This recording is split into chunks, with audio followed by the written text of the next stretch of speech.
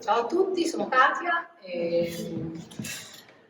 sono di Livorno, ma ho mamma tedesca, babbo era livornese, quindi sono stata un po' a Firenze, poi sono tornata qua, sono un po' cittadina del mondo. Faccio la guida turistica e penso sia il lavoro più bello del mondo.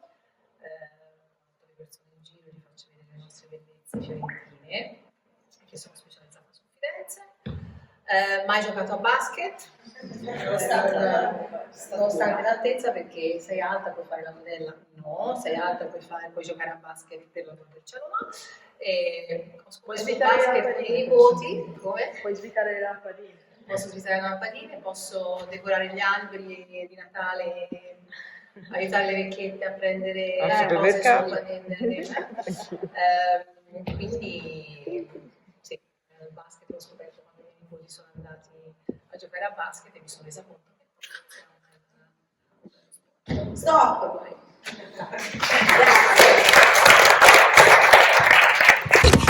Be sure to subscribe to our channel if you haven't already, because subscribing makes you feel warm and squishy and cozy and fuzzy inside.